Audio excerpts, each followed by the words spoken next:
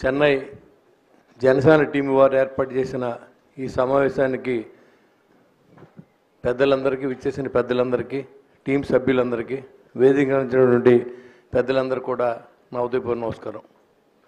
ఈరోజు జనసేన పార్టీలోనే మనం ఎందుకు చేరాలి, జనసేన పార్టీకి ఎందుకు ఓటేయాలని ఆలోచన చేస్తే ఇవాళ ఏ నాయకుడిని చూసినా అన్ని కేసులే, ఏ నాయకుడిని చూసినా అవినీతి మరకలే, అవినీతి ఆరోపణలే.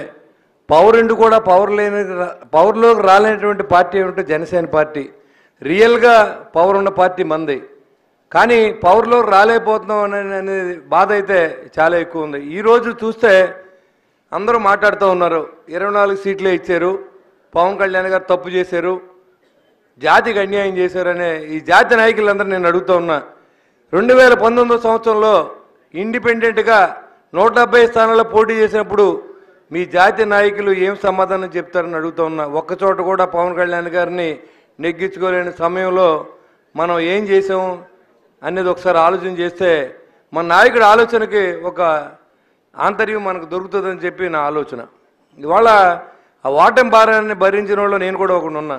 గడిచిన 5 సంవత్సరాల నుంచి ఓడిపోవడం అంటే సేవ చేయడం అనేది కాదు. ఇప్పుడు రాజకీయాల్లో ఓడిపోవడం గెలవడం అంటే డబ్బు సంపాదన, డబ్బు పోగొట్టుకోవడం అనేదే ప్రామాణికంగా నడుస్తున్నటువంటి ఈ రాజకీయాల్లో చాలా అసహ్యకరమైనటువంటి పరిస్థితులు ఆంధ్ర రాష్ట్రంలో ఉన్నాయి. ఇక నా ముందు చెప్పిన పెద్దలందరూ కూడా చెప్తా ఉన్నారు, ఇవాళ 100 పెట్టాం, మేము 1000 సంపాదించాం, ఏంటి కోట్లు.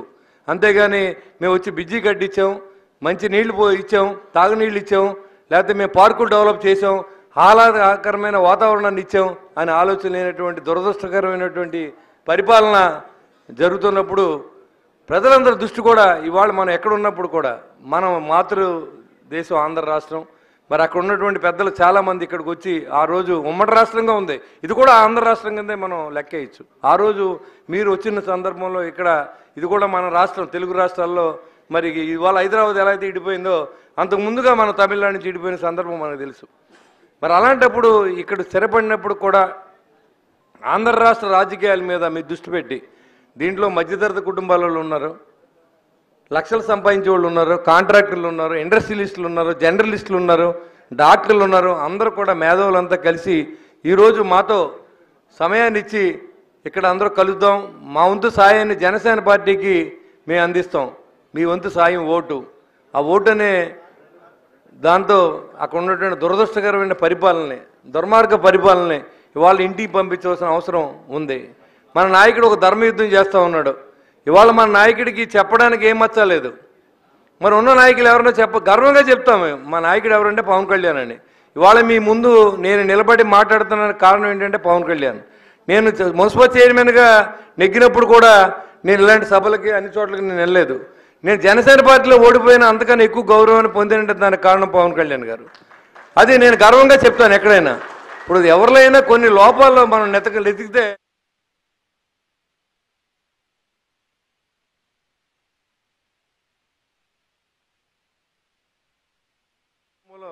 మనం ఉండలేం.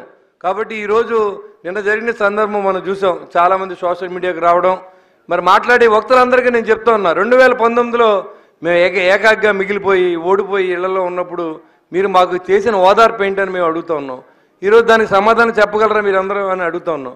ఇవాళ కళ్యాణ్ గారు చెప్తూ ఉన్నారు, మన బలాన్ని పెంచుకుందాం, అధికారం రావాలంటే బలం రావాలి, ఆర్థికంగా ఎదగాలి. అంటే మనం అందరూ కూడా ఇవాళ ఏదైతే వెనకబడిన కులాలు బీసీ, ఎస్సీ, కాపు కులస్తులు అందరూ కూడా ఇవాళ వెనకబడి ఉన్నారు చెప్పాలంటే.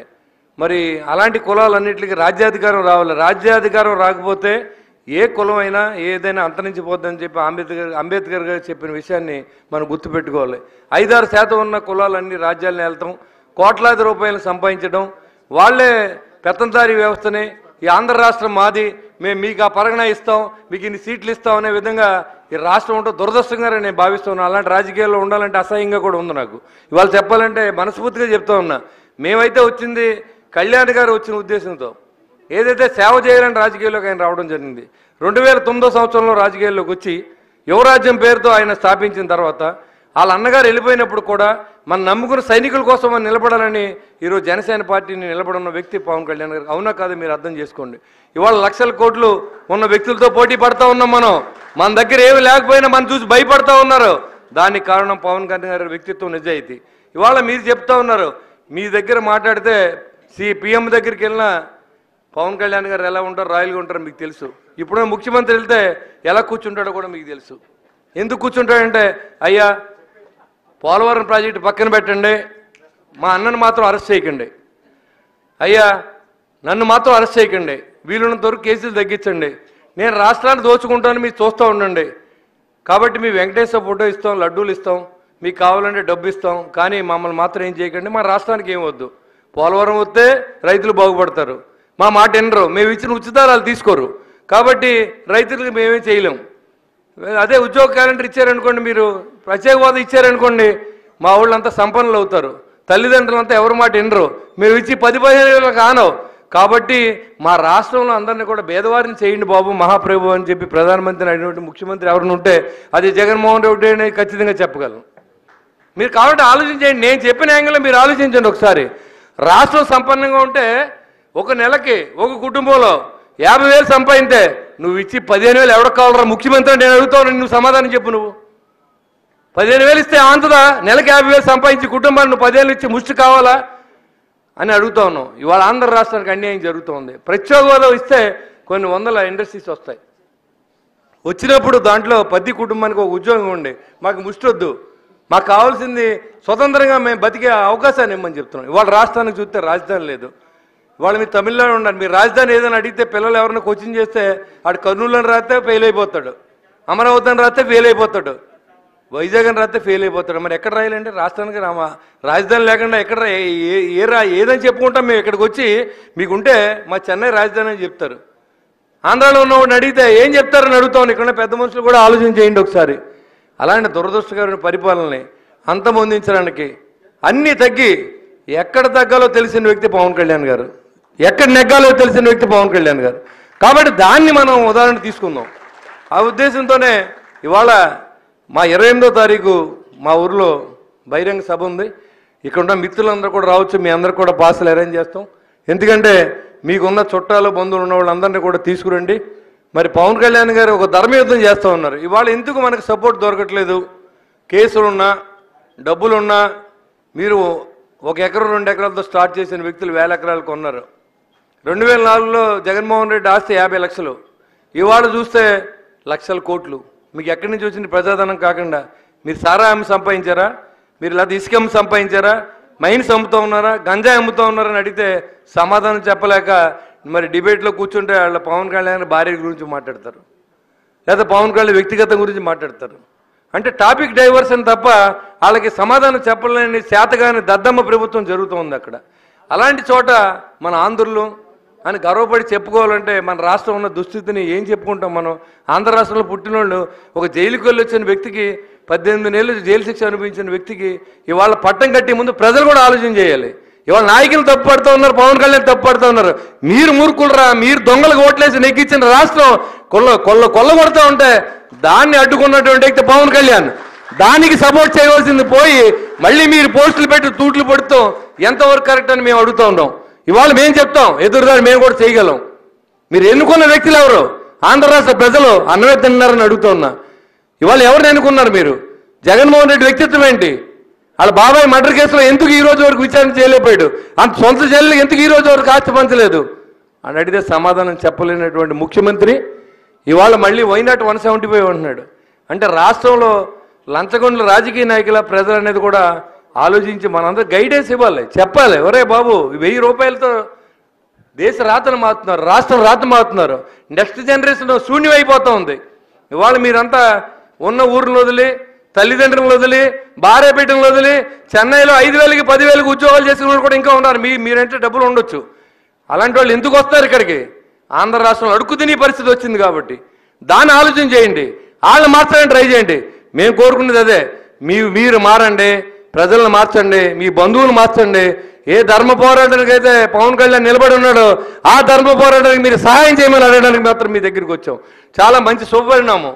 ఎందుకంటే ఎక్కడున్నా సరే మన రాష్ట్రాన్ని గుర్తుంచుకుని మన నాయకుడిని గుర్తుంచుకొని ఒక నిజాయితీగా నాయకుడి వెనకాల నిలబడడం ధైర్యంగా చెప్పుకోవడానికి సిగ్గుపడకుండా ఉన్నటువంటి సమాజంలో ఉన్న ఏకైక వ్యక్తి పవన్ కళ్యాణ్. ఇవాళ అత్యధిక ప్రజాదరణ ఉన్న వ్యక్తి పవన్ కళ్యాణ్.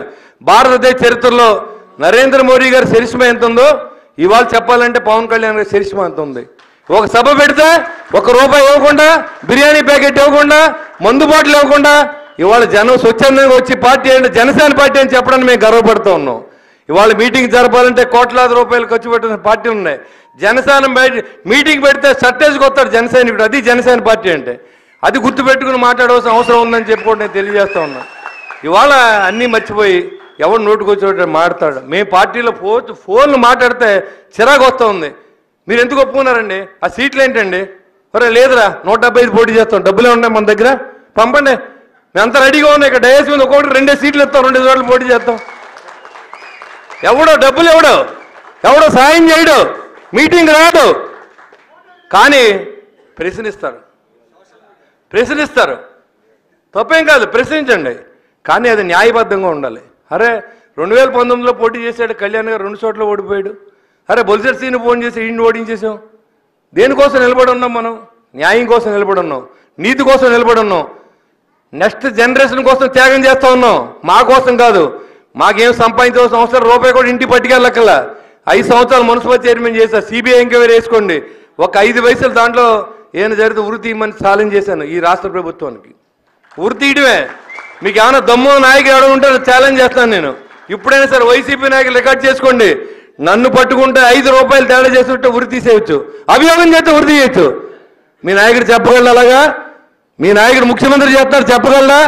లెక్కర్లో ఎన్ని కోట్లు అవుతుందో లెక్క తాడేపల్లి ప్యాలెస్ ఇసుకలో ఎంత అవుతుందో చూసుకుంటే టైం సరిపోదు. ప్రజలకు రోడ్లు లేవు, రైతు పండిన ధాన్యానికి డబ్బులు లేవు, ఆనకట్టలు రిపేర్లు లేవు, కాలువలు బాగు చేతలేదు, డ్రైన్లు తీసి నాదులు లేడు, పల్లెటూరులో నిర్వీర్యం అయిపోయినాయి. మీరు ఎవరైనా పల్లెటూరులో ఉంటే మీ ఊర్లో వెళ్ళి చూడండి, కనీసం కరెంటు బిల్లు కట్టలేని పరిస్థితుల్లో ఆ యొక్క గ్రామాలు ఉన్నాయి. అది ఒరిస్సా మనకంటే బెటర్ పొజిషన్లోకి వెళ్ళింది. వెనకబడిన ప్రాంతం అని చెప్పుకున్న ఒరిస్సా మనకన్నా మనం వెనకబడి ఉన్నాం ఇప్పుడు. అది చాలా దురదృష్టకరం. మీ ముందు షేర్ చేసుకోవడానికి వచ్చాం. మన రాష్ట్రం ఏదో గొప్పగా ఉంది. ఒకప్పుడు ఆంధ్ర రాష్ట్రం అంటే అన్నపూర్ణ, కానీ ఇప్పుడు ఆంధ్ర రాష్ట్రం అంటే దరిద్రగొట్ట రాష్ట్రంగా తయారైంది.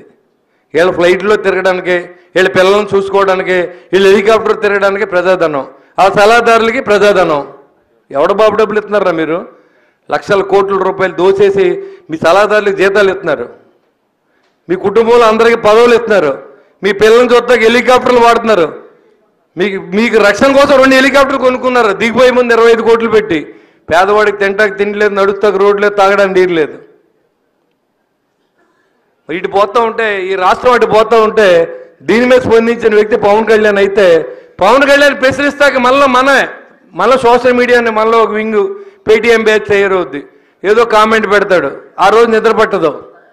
ఓ పక్కన సహయోగ చేసే పార్టీ ఉంటే వాళ్ళు ఒక విమర్శిస్తూ ఉంటారు.